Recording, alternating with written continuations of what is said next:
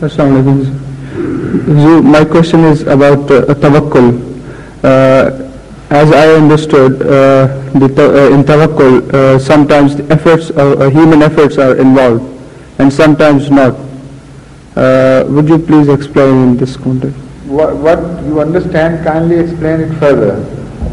I mean, sometimes tawakkul, when somebody, as Hazrat Maulvi Nuruddin, Khalifatul Masih Awwal, Razallah Ta'ala anhu, dead, sometimes he was helped by Allah without any his efforts, and sometimes the efforts are also involved, as I understood. Please you explain it. No, you want to understand what tawakkul is. Yes. That's all? Yes. Okay. In both these. According to Ahmad sallallahu alayhi wa sallam, and the illustration he has given of tawakkul, all that you need to know has been said.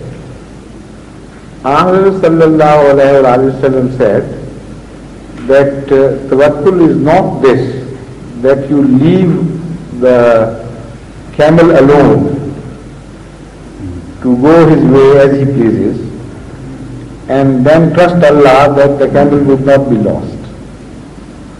The tawakkul is this, that you bind the knee of the camel, as the Arabs do, and then trust Allah that he would not be lost. So all that should be understood about tawakkul has been said here. As human beings, you should make your best efforts to your full capability. Then do not indulge in superstitions and dark thoughts about things. Then have faith in Allah and pray that loss will not come your way. That is tawakkul. And if then you lose things, the second part of tawakkul would be to be satisfied with whatever is done. You say, all you have to say is, the right attitude is, what was in my power is done. Now the rest is Allah's will. So I can't be angry with Allah's will. So I am very happy. But if I had done something unattended, then I would continue censuring myself for not doing that, or I might not have lost it. So tawakkul gives a most beautifully balanced attitude to life. And after you understand the meaning of tawakkul, then there is no repentance of any sort in the Muslim life. He is fully satisfied then whatever happens. In another sense, tawakkul means a Muslim is expected to do his best. And that is all.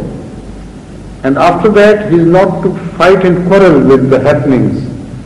Whatever happens should be acceptable with good grace. And also other beautiful shades of tawakkul can be drawn from the same illustration made by Hazrat Muhammad Mustafa Sallallahu Alaihi Wasallam, but I think that suffices for the time being. Huzur, in one of the Khalifa Awwal Razallah Ta'ala anhu's happened with him was he was walking on a railway station and he had no money, and somebody came and he bought a ticket for him. That was also included in tawakkul? No, that's not tawakkul. That's special treatment of Allah or His servant. In loose terms it's called tawakkul, but it's not tawakkul. Yes. It is, he knew that Allah treated him specially in certain circumstances, and his past experience supported his view that if he took a journey for the sake of Allah, for a good cause, even if he did not have means for taking those journeys, Allah would help him out. Now, there are two parts to it. The first part may be called tawakkul, but the second part is not tawakkul. Most people, Ahmadis, who read these things get confused about the situation and mix up two different things. Tawakkul on the part of the Khalifatul Masih Awwal was only this much, that if he had money, he would not leave money at home believing that Allah would supply me with the money.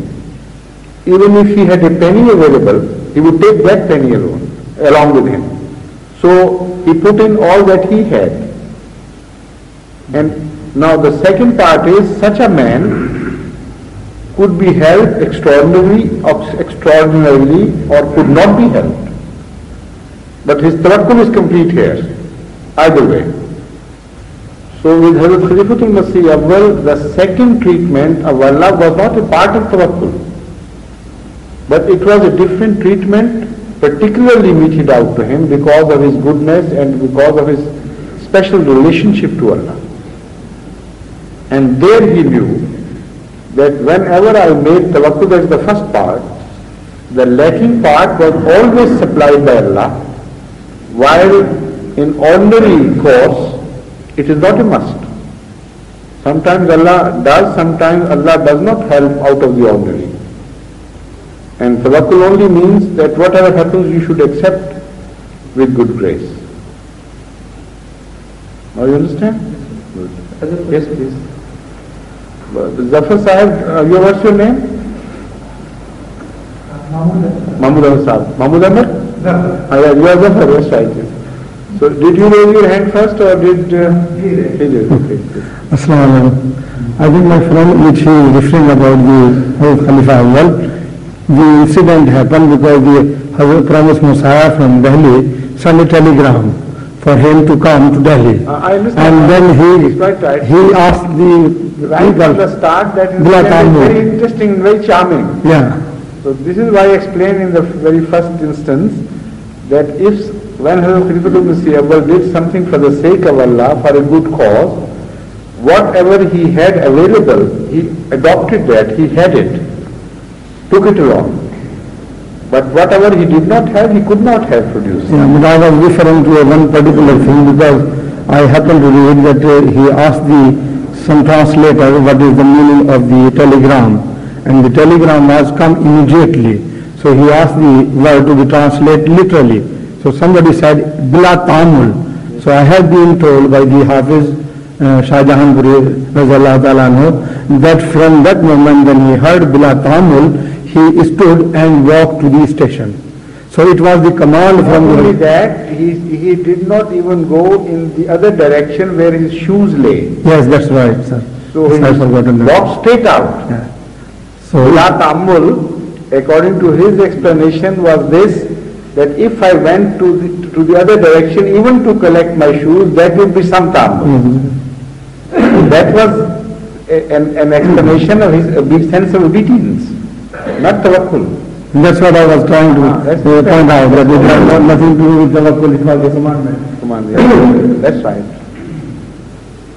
Sir, in this connection I may request that when Khalifa heard that, it was hot season and he had put his turban away. So when he heard the Dua Ta'amul, he walked out and was loading his turban and put away. He's being a care for the turban to be put by him, right?